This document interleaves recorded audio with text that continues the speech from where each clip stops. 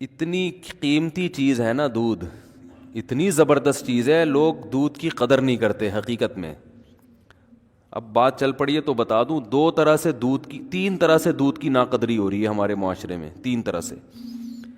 پہلی ناقدری، دودھ کو بوائل کیا جاتا ہے، تازہ دودھ نہیں پیا جاتا، یہ ناقدری ہے۔ آپ کو قدرت نے جس انداز میں دودھ دیا ہے نا اسی میں پیو، بوائل کر کے اس کی جو اجزائے ترکیبی ہے نا اس کو چینج بولو نا نہیں کرو۔ ہمارے نبی نے، میرے علم میں کوئی ایسی حدیث نہیں ہے زندگی میں کبھی دودھ ابال کے پیا ہو۔ ڈاکٹر کو اعتراض ہوگا، یہاں کوئی ڈاکٹر بھی بیٹھے ہوئے ہوں گے، کیسے مشورے دے رہا ہے، جراثیم پلا رہا ہے ہم کو۔ تو دودھ جب نکلتا ہے اس میں جراثیم نہیں ہوتے، بعد میں پھر جراثیم آتے ہیں اس کے اندر، جب رکھا رہے گا تو جرم بھی آتے ہیں، تو نکالو پی جاؤ۔ بات آ رہی ہے سمجھ میں؟ ہمارے نبی کیسے دودھ پیتے تھے؟ ادھر بکری سے دودھ نکالا، اونٹنی سے دودھ نکالا، صحابی آپ کے سامنے لائے، آپ نے اس کو پی لیا۔ پھر دودھ بنتا ہے، سمجھتے ہو؟ نہ پینے سے بہتر ہے ابلا ہوا پی لو۔ تو ایسا نہیں کہ وہ بوائل دودھ چھوڑ دیں، لیکن جو فائدہ کچے دودھ میں ہے تازہ، یہ تجربہ کیے کہ لیبارٹری ٹیسٹ نہیں بتا رہا میں آپ کو، یہ مشاہدہ ہے، کر کے دیکھو پتہ چلے گا۔ بوائل دودھ آسانی سے ہضم نہیں ہوتا، کچا تازہ دودھ جو گرم گرم تھنوں سے نکلتا ہے پی جاؤ فوراً نکال کے۔ لیکن وہ کون کرے گا؟ ایکچولی بکری پالنی پڑتی ہے، گائے بھینس، اور ایکچولی یہ تو مرو پھر۔ جو خدا نے جو تمہیں نعمتیں دی ہیں وہ تم استعمال نہیں کر رہے۔ دیکھو میں بار بار کہتا ہوں، نیچر کبھی تبدیل نہیں ہوگی چاہے سائنس کتنی ترقی کر جائے۔ تو فطرت چینج بولو بھائی نہیں ہوتی۔ اللہ نے ہمیں جو چیزیں کھانے کے لیے دی ہیں، اب دیکھو دیسی مرغی کا ذائقہ ہی الگ ہے، اس کی طاقت ہی الگ ہے، وہ نیچرل ماحول میں پلتی ہے، اس کا سوپ بنا کے پیو، ہڈی چباؤ چبے گی نہیں۔ فارمی چکن پتہ ہی نہیں چلتا ہڈی شروع کہاں سے ہو رہی ہے، اس کی گوشت ختم کہاں ہو رہا ہے، ہڈی شروع کہاں ہو رہی ہے۔ ایسی مرمری سی ہڈیاں ہوتی ہیں، اس مرغی کو اٹھا کے یوں پھینکو گے کوئی دوبارہ اٹھنے کی گارنٹی نہیں ہے۔ تو پنجرے میں پیدا ہوئی، پنجرے میں بڑی، انسانی تصرف ہو گیا نا اس کے اوپر۔ تو دودھ جس کی اللہ قرآن میں تعریف کر رہا ہے، قرآن میں اللہ نے جن پھلوں کی اور جن خوراکوں کا تذکرہ کیا ہے نا، وہ صحت کے لیے بہت بہترین چیزیں، وہ بہترین چیزیں ہیں۔ تو اس میں دودھ کا اللہ کیسا تذکرہ کرتا ہے، ان لکم فی الانعام لعبرہ۔ ہاں میں بتا رہا ہوں، دودھ میں تین کیا کرتے ہیں انسان، دودھ کے ساتھ تین ظلم ہوتے ہیں۔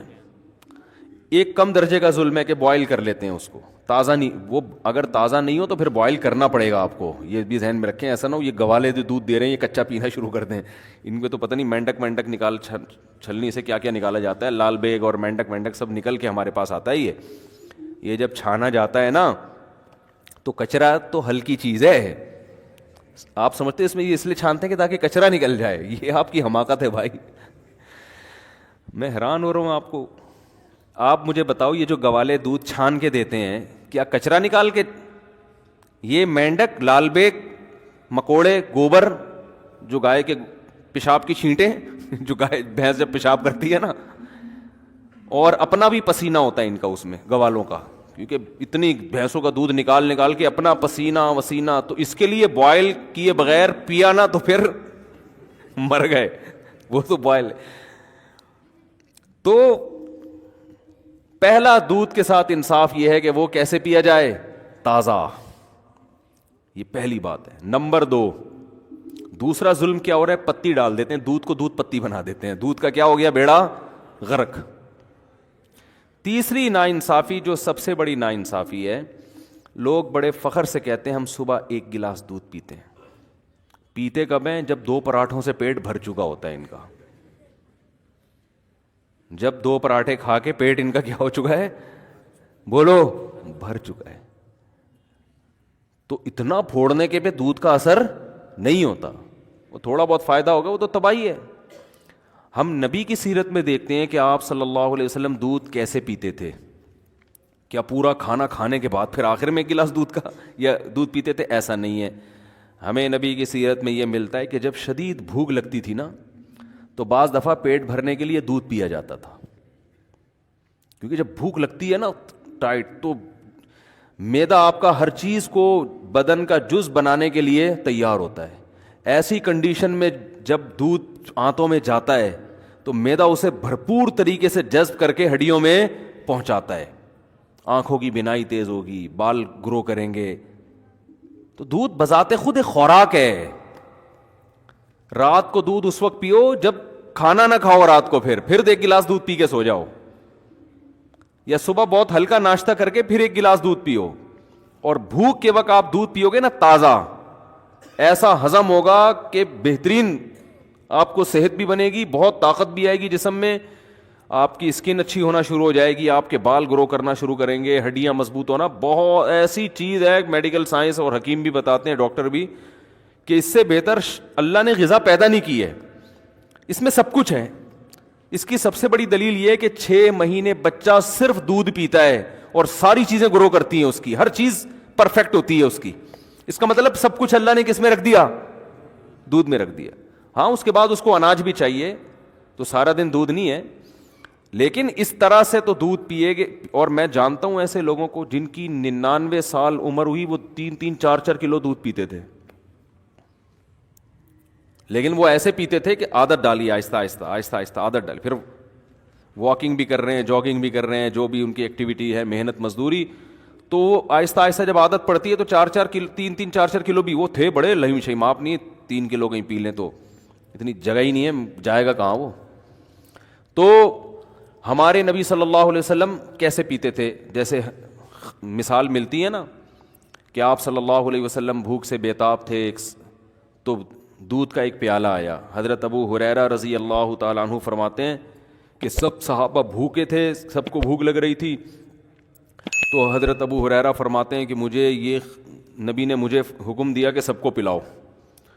تو فرماتے ہیں ایک پیالہ دیکھ کے مجھے خیال ہوا کہ میری باری میں تو 2 گھونٹ بھی نہیں آئیں گے, اور سب شدید بھوک کی حالت میں.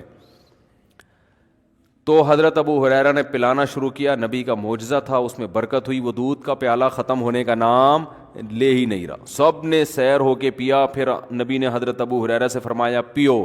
یہ بالکل خالی پیٹ ہیں, جب شدید بھوک سے نڈھال ہو رہے ہیں, اور اس وقت کیا پیا جا رہا ہے؟ دودھ. آپ نے حضرت ابو ہریرہ سے فرمایا پیو. فرماتے میں نے پیا. فرمایا اور پیو. بار بار پلانے کے بعد حضرت ابو ہریرہ نے فرمایا کہ قد شبعت, میں سیر ہو چکا ہوں, مزید پینے کی گنجائش نہیں ہے. اب سمجھ میں آیا دودھ کیسے پیا جاتا ہے؟ نہیں آ رہا میرا خیال ہے سمجھ میں. وہ پراٹھے کھا کے تھوڑی بیٹھے ہوئے تھے, یہ بریانی اور برگر کھا کے پھر تو وہ تباہی ہے. گیس بنائے گا, پتہ نہیں جو دھماکے ہوں گے وہ آپ خود اس کے ذمہ دار ہیں. اس کا نہ گوالا ذمہ دار ہے, نہ بھینس ذمہ دار ہے. وہی لوگ کہتے ہیں نا دودھ پی کے پتہ نہیں کہ دھماکے شروع ہو جاتے ہیں. تو تبھی صحابہ کرام کی صحتیں تھیں. ان کی تو اتنی خوراکیں نہیں تھیں. آج پروٹین کے لیے کیا پھر ملٹی وٹامن کیپسول بھی لیے جا رہے ہیں, ٹیبلٹ بھی لی جا رہی ہیں, سیرپ بھی پیے جا رہے ہیں. وہ تو کچھ بھی نہیں پیتے تھے. اتنے صحت مند, اتنی زبردست ان کی جو ہے وہ ایکٹیویٹیز ہوتی تھیں, اور ایسا ان کی جان ہوتی تھی. کیا ہے, کھجور کھا رہے ہیں, دودھ پی رہے ہیں, اور جو, اور تو کچھ چوتھی چیز. کبھی انار کھا لیا, وہ بھی غریبوں کو میسر نہیں تھا. کبھی انگور کھا لیا, وہ بھی امیر لوگ نہیں کھاتے تھے. 3 چیزیں, کھجور, اناج میں جو, یہ جو کی روٹی ہے نا, یہ اناج میں یہ کھا رہے ہیں. کاربوہائیڈریٹ کی جو کمی ہے نا, کارب کی, وہ کھجور سے اور کس سے ہو رہی ہے؟ جو سے ہو رہی ہے. باقی سارے پروٹین ان کو کہاں سے مل رہے ہیں؟ دودھ سے مل رہے ہیں. اور تھوڑی بہت جو گندم میں اور کھجور میں رکھا ہوا ہے اللہ تعالیٰ نے, منرلز جو مل رہے ہیں ان کو وہ سارے کھجور سے مل رہے ہیں. آئرن وائرن, یہ اس ٹائپ کی جتنی چیزیں ہیں نا, تو بس یہ 3 چیزیں کھا رہے ہیں فٹ فاٹ. لیکن جب اچھا, ہمیں سیرت میں یہ بھی ملتا ہے صحابہ کی, کبھی انہوں نے دودھ بطور کھانے کے کھایا ہے. دودھ میں کچھ ملایا نہیں ہے, کچھ بھی نہیں ملایا, خالی دودھ. حتیٰ کہ ایک روایت میں آتا ہے کہ نبی کو دودھ میں شہد ملا کے پیش کیا گیا, آپ نے منع کر دیا. منع کرنے کی وجہ یہ تھی کہ مجھے دنیا سے رغبت نہیں ہے, یہ تو بہت ہی خوبصورت مشروب ہو گیا نا, تو دنیا سے بے رغبتی کی وجہ سے کہ 2 چیزیں ملا کے نہیں پیوں گا میں. جائز ہے دودھ میں شہد ملا کے, فائدہ مند بھی ہے, لیکن ہمارے نبی نے بہرحال ایک روایت کے مطابق نہیں پیا کہ خالی دودھ یا صرف شہد, دونوں کا کمبینیشن نہیں. تو ہم دیکھتے ہیں صحابہ کی سیرت میں بھوک لگ رہی ہے تو مکمل دودھ سے پیٹ بھرا ہے بس, اور کچھ بولو نہیں. آج کوئی ایسا کرتا ہے؟ بولتے کیوں نہیں کرتا بھائی، یہ کیسے ہو سکتا ہے، خالی دودھ سے پیٹ بھر لیں۔ دوسرا ہمیں یہ بھی ملتا ہے کہ صحابہ کرام نے بھوک کے وقت صرف کھجور کھایا پیٹ بھر کے۔ پیٹ بھرنے سے مراد وہ والا توند بھرنا نہیں جو ہم لوگ بھر رہے ہوتے ہیں، ان کا پیٹ بھرنا بھی ہمارے حساب سے بہت کم تھا، یعنی جس کو وہ سمجھتے تھے کہ بہت کھا لیا۔ تو وہ جو سیر ہوتے تھے کھجوروں سے، اس کی بھی حدیث میں مثال ملتی ہے کہ آپ صلی اللہ علیہ وسلم بھوک سے شدید پریشان ہوئے، گھر سے نکلے، راستے میں حضرت ابوبکر ملے، وہ بھی بھوک سے شدید پریشان اور کھانے کو کچھ ہے نہیں، حضرت عمر ملے، وہ بھی بھوک سے شدید پریشان، یہ تینوں صحابہ گئے۔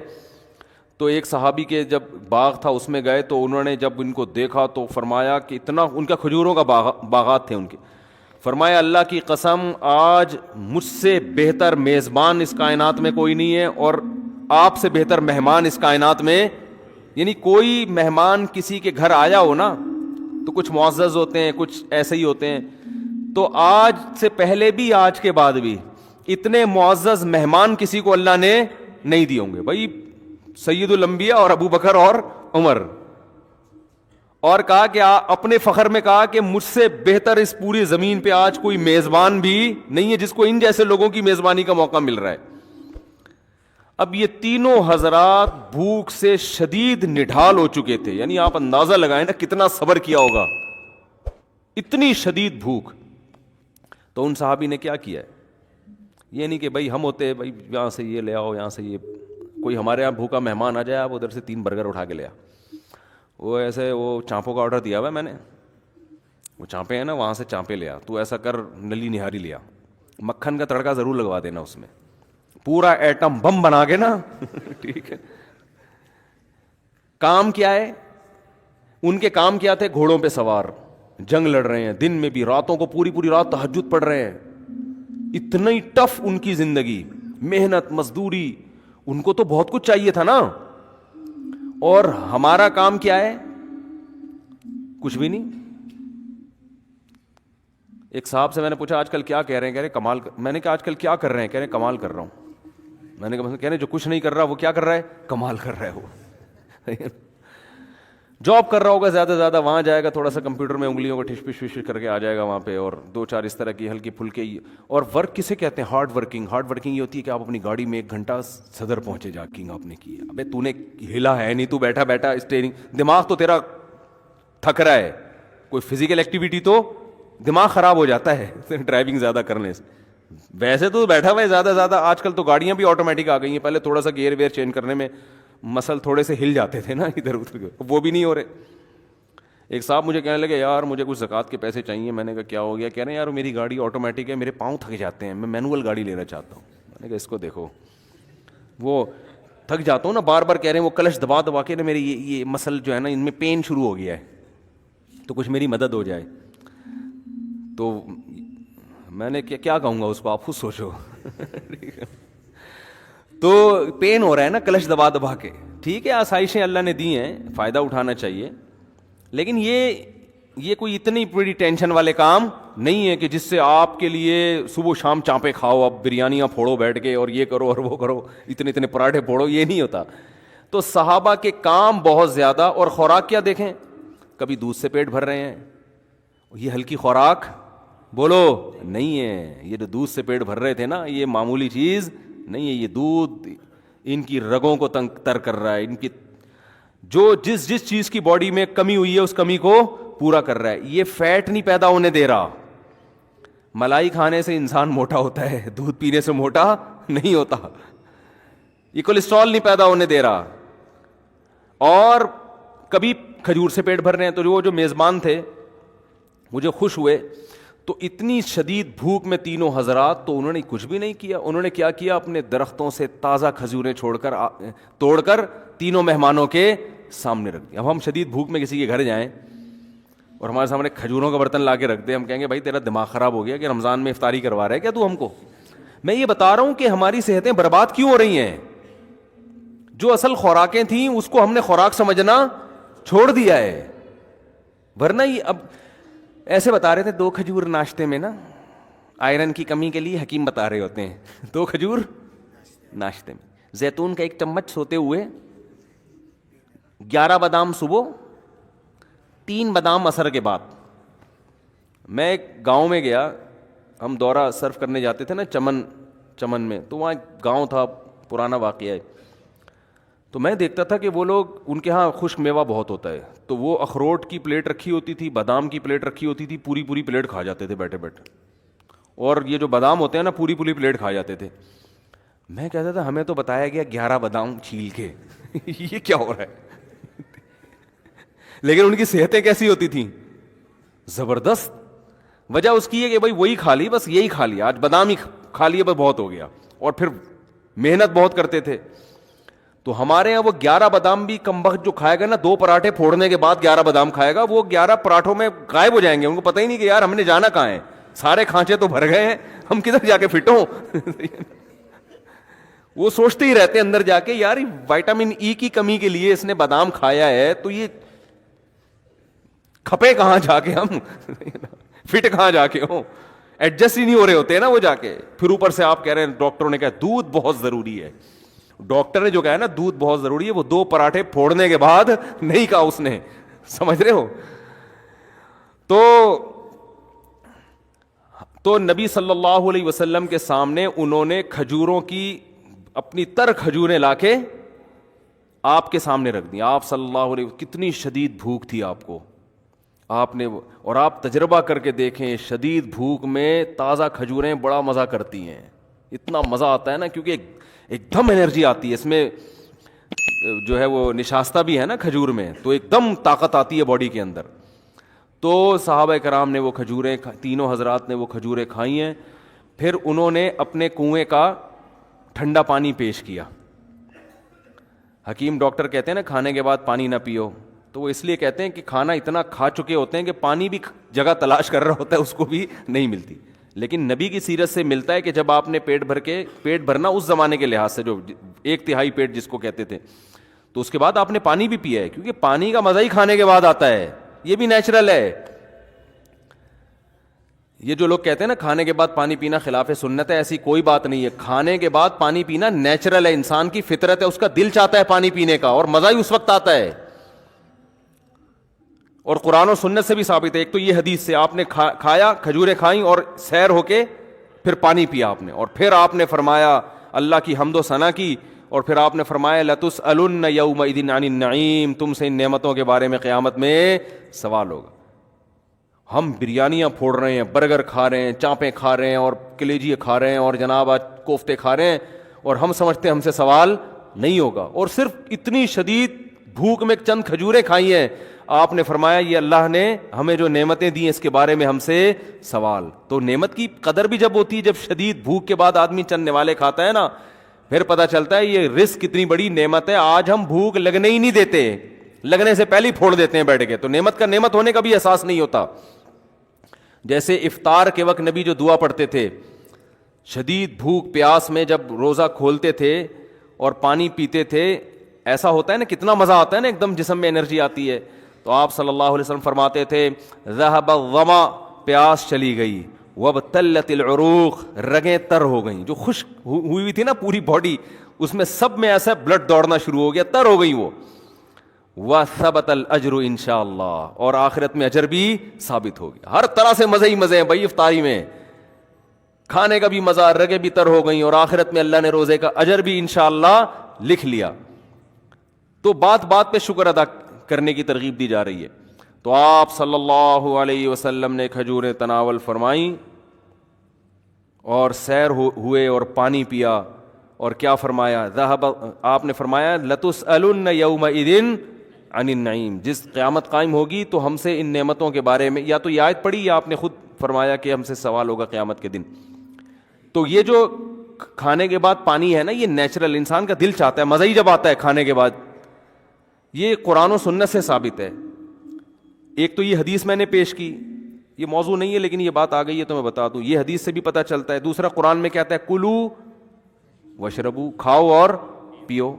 اس سے مطلب یہ چیزیں ملی ہوئی ہیں آپس میں, بظاہر ایسا لگ رہا ہے. اور کھانے کے بعد کی جو دعا ہے نا, وہ ہے الحمدللہ الذی اطعمنا وسقانا وجعلنا مسلمین. من المسلمین لوگ پڑھتے ہیں لیکن جو الفاظ ہیں مسلمین کے ہیں, ویسے من المسلمین بھی ٹھیک ہے. تمام تعریفیں اس اللہ کے لیے ہیں جس نے ہمیں کھلایا اور ہمیں پلایا اور ہمیں فرمانبردار بنایا کہ آج ہم اس کا شکر ادا کر رہے ہیں. تو کھلانے کے ساتھ کس کا ہے؟ تو یہ کھانے کی دعا پینے کی نہیں ہے, لیکن اس میں پینے کا بھی شکر ادا کیا جا رہا ہے. اس سے مطلب کہ کھانا پینا دونوں, بولو بھائی, ساتھ ساتھ, یہ دونوں ساتھ ساتھ ہیں. وہ مجھے وہ ان کا پرینک یاد آ رہا ہے, ایک لڑکوں نے پرینک بنایا ہے میرے, ہر چیز کو الٹا کیا ہوا ہے انہوں نے.